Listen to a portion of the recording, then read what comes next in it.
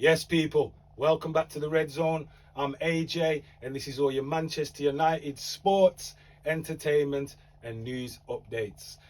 This is going to be your transfer news and transfer rumours show. We're going to do a few of these over the summer, talk about the new signings as they happen, talk about possible incomings, possible outgoings, and everything that is going on at Manchester United right now. So let's get into it. First thing we want to say is this video was scheduled to be released on Tuesday, but obviously we got word of the Mason Mount deal was due to be finished and signed. So obviously we held off on the release of the video, and we are releasing it today. After yesterday, we got the confirmation, we got the videos, the interviews, found out the shirt number. So yeah, so we go.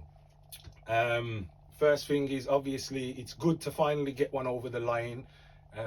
We've obviously watching other clubs, Arsenal, Liverpool, just doing business, doing big business as well, and we were just sitting there just like we weren't looking to improve.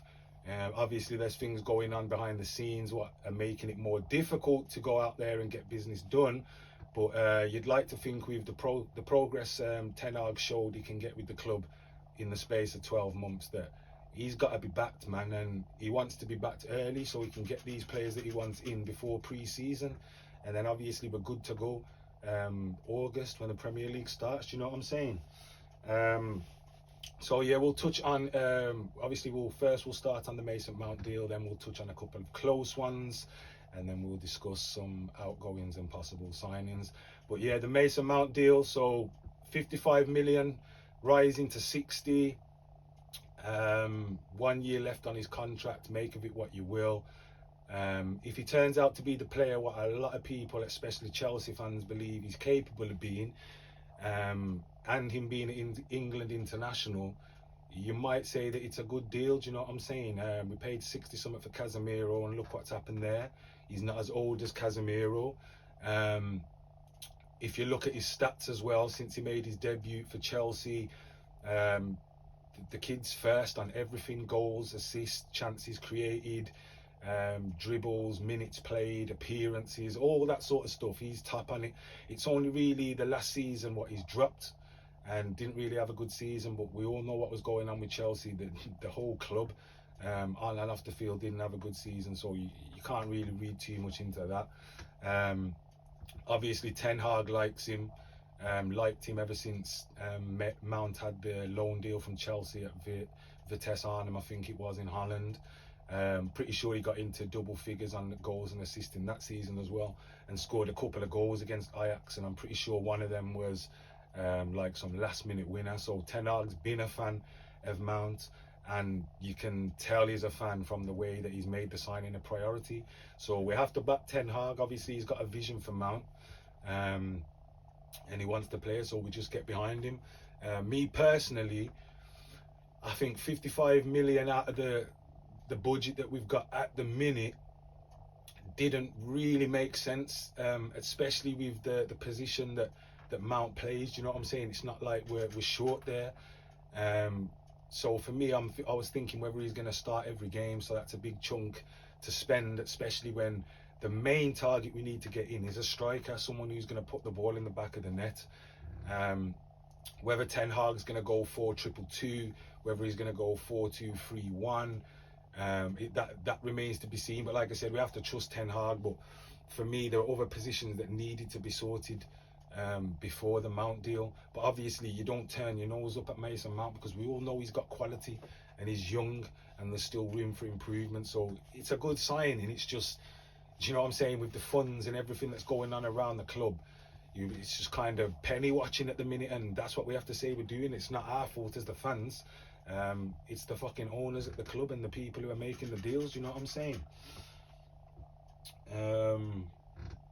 Yeah, so Mason Mount, man, welcome to Manchester United. We hope that he does his thing for the club, man, and the future's bright. Like we mentioned, he's got the number 7 shirt, last worn by Ronaldo, worn by players like David Beckham, Eric Cantona, George Best. So it's an iconic number. So that in itself is going to be interesting to watch, because yeah, it's just a shirt number, and people will just say, oh, it's just another number, this and that. But certain clubs have iconic shirt numbers, and the number 7 for United is iconic, and you're going to have to perform in that shirt. You can't come in there with no Memphis Depay sort of 7 shirt wearing or Angel Di Maria, man. You're going to have to produce, and you're going to have to produce in work ethic as well, and that's what we're going to have to wait to see. Next one we'll touch on is Andre Onana, the goalkeeper for Inter Milan. We've had a bid of £38.5 million rejected. I think we all saw that one coming, really. Obviously, it's known that Inter Milan want 50 million, and if you come with 50 million, you can take Onana. This is what they've said, what they've let it be known. So to go in there at 38.5, you kind of know that's not going to get accepted. But maybe, obviously, it's just an opening bid, and there are reports that there can be a compromise reached by both clubs. You know what I'm saying? Both clubs are willing to work at it. So I don't know, 38.5 up to 50, maybe you're talking something like 45, 46 million. Kind of just meet in the middle and do a deal. But yeah, man, I kind of think that's going to be the next one, if I'm honest with you, the way it's pushing. We're just going to have to wait to see. But obviously, he's a great goalkeeper. Even Pep's been quoted as saying at the minute he's one of the best goalkeepers in the world with the ball at his feet. He took Inter Milan to the Champions League final. So he's going to be a good keeper when he comes in, and he's going to be a worthy replacement for David De Gea. But let's not forget what David De Gea did for the club. Do you know what I'm saying? Great servant, 10 plus years, only player still in the squad with a Premier League winners medal. Do you know what I'm saying? 2 Golden Glove winners, including last season, 4 or 5 Player of the Year awards. So I'm not having the disrespect for De Gea. The club kind of, and I say the club, I mean the people behind the scenes, you know what I'm saying, doing the deals, the contracts, those sort of things. Richard, Arnold, John Murtaugh, whoever it is, the Glazers, they just don't deal with people right. You know what I'm saying? The rumours are that before De Gea went off to get married and take his holiday, that he signed a contract on reduced wages, and when he's gone on holiday, United have just thought, basically, fuck that, ripped up the contract, and they're looking to go for another keeper. And you're kind of taking the piss. You put in a deal on the table for a man, and then backing out of the deal. Do you know what I'm saying? Like what sort of person in any form of this world does that business, anything like that? You don't do a deal with someone and then back out. That's not how you move. And they're talking about talks are ongoing with him, but let's be honest with you, I can't see De Gea coming playing for United again next season, just for the fact of what's happened with this contract. They're taking the piss out of him. No respect. They've done it for other players as well. Rio Ferdinand, just one that I can think of at the top of my head. But Robin Van Persie, just disrespect, man. Don't give man no contract extension, no farewell, nothing there. Obviously they might call him back, but it's not the way he's supposed to handle business. But we move because the club's bigger than any one player. But I'm not having the disrespect for De Gea. Yeah, he fucked up. Yeah, he's not the best at his feet, but what he's done for the club, you just say thanks for the service, but it's time to move on and time to improve the style of play. And that's obviously what we're going to do with Onana. Next one we'll talk about is Rasmus Haaland, Atalanta striker, Norwegian or Danish I think he is, yeah. Great prospect, man, up and coming, scoring goals. Ceiling on this kid's really, really high. We all know we've been interested in him. Ten Hag's been interested in him, and we've had 2 bids rejected. We had a £35 million bid rejected. We've had a £40 million bid rejected, and basically they want 45 million, and it's kind of they're not going to budge. Do you know what I'm saying? And I know he's young, and signing a young striker who's not proven in the league is always a risk, but come on, man, £45 million, it's worth the gamble, especially what he's seen. And we definitely need to add players in that position regardless, because you got Martial, who's just inconsistent. Do you know what I'm saying? And whether Rashford plays there, it's not his natural position, so we need another striker. Weghorst gone. Some people argue, even me myself, we probably need to sign 2 strikers. But like I said, with things going on behind the scenes and the money situation, we definitely need to get one in. And you're not going to be paying 80 plus million for Kolo Muani. We're not going to be paying 100 million for Harry Kane. We're not going to be paying 120 million plus for Victor Osimhen. So we have to play it smart, and you have to trust Ten Hag. Do you know what I'm saying? He's obviously got a style of play, knows what players will be able to fit in that, and the way that he builds players and improves them, you're just going to have to just trust that he's got a plan up his sleeve. Do you know what I'm saying? Yeah, so we have to just keep watching that one. I'm pretty sure the Onana deal and the Haaland deals will get done. It's kind of just penny pinching, trying to save 5 million here or there, but we'll get them done. Don't worry about that. Like I said, I still think we need another striker. I still think we need a CDM. Still think we need a centre back. But the centre back position obviously is going to depend on what happens with outgoings, because you've still got Harry Maguire there. Haven't heard a peep anything about this man, where he's looking to move, if he's looking to move. I just hope for his sake that he just doesn't turn into another fucking Phil Jones who's just sitting around taking a check. Now obviously it's going to be quite difficult to move him on because of the wages he's on, but this is where him as a player who wants to play, still at the age to play, needs to keep his England place. You got Euros next year. He should want to make the move. Do you know what I'm saying? To play football, whether he has to take a 50k, I know it's easy to say, but whether he has to drop 50k off his wages, 75k off his wages, if you want to play, you'll make those sacrifices. Do you know what I'm saying? So you want to really move him on, because he's not got he ain't got a place in the starting lineup under Ten Hag, and there's no point him sitting on the bench. So we definitely need to bring another CB in, but we're gonna have to move him on. Dean Henderson, there's interest from Nottingham Forest, rumours they're willing to pay 30 million. I saw this guy turn back up at Carrington the other day, and I was just like, for fuck's sake, man. They should have just blocked this guy's entrance card and just told him to stay at home, man. Maybe because of the thing what's going on with De Gea and the fact that we haven't had a bid accepted for Onana yet, they're kind of playing it close to, keeping it close to the chest, you know what I'm saying, just in case. But I don't want to see this guy play for my team, I'll be honest with you. He thinks he's 10 times better than he is. There was major leaks coming from the changing rooms when he was there, and the rumours were he was one of the major leaks along with Jesse.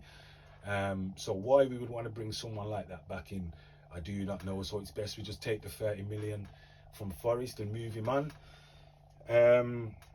We mentioned Harry Maguire. There were rumours before Newcastle, certain clubs like that, Tottenham, but obviously nothing concrete. We're going to have to play that by ear, but realistically he needs to go. You got either Fred or McTominay for me. Rumours are club wants to keep McTominay because of his age and the homegrown thing and all that. But yeah, Fred might have to go. Fulham interested, 15 to 20 million.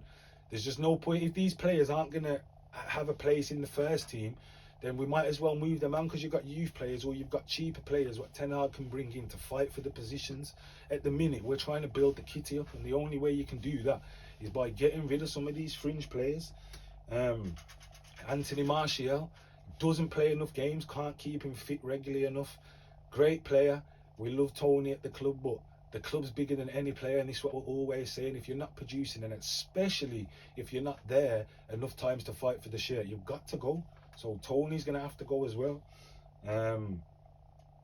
Eric Bailey, Alex Telles, players like this. We already let go of Axel Tuanzebe, but these sort of fringe players never going to get a look in. And if you can get a 5 million, try and push to a 10 million euro deal, something like that, it all helps. Do you know what I'm saying? Because like I said, the rumours are about 100 million, 120 million we might have to spend at this moment in time, with all the uncertainty on the takeover and without moving players on. But you take 30 million for Henderson, you take 30 million for Harry Maguire, 20 million for Fred, a couple million here and there of other players. You can push another 100 million out of that, and that will make it so much easier for Ten Hag to just say, right, we go and get this centre back, right, we go and get this centre defensive midfielder as backup for Casemiro. So some of these players are going to have to get moved on, but we all know the people who are behind the scenes doing the deals at United are fucking idiots and ain't got a clue what they're doing. And this one, I've put question marks next to it because I'm not 100% sure on it myself. But Jadon Sancho, man, there's been rumours coming out that United would be willing to listen to offers in the region of 50 million. Certain fans are calling for him to be sold. So yeah, there's even talks to be had about Jadon Sancho. Do you know what I'm saying? Have we seen the Jadon Sancho we thought we were going to be signing? Have we seen the Jadon Sancho we saw smashing things at Borussia Dortmund? No, we haven't. And with the price tag he's got, he's going to have to start changing people's minds and changing them pretty quickly. Do you know what I'm saying? I don't think he'll be sold this year. I think he's got at least another season in him. But if he is going to stay, he's going to have to improve massively and start producing, because with Ten Hag the way he is and what he wants from the players, he's just not going to get a look in. And with the price tag of him, we're going to have to try and recoup some value for the money that we spent. Do you know what I'm saying?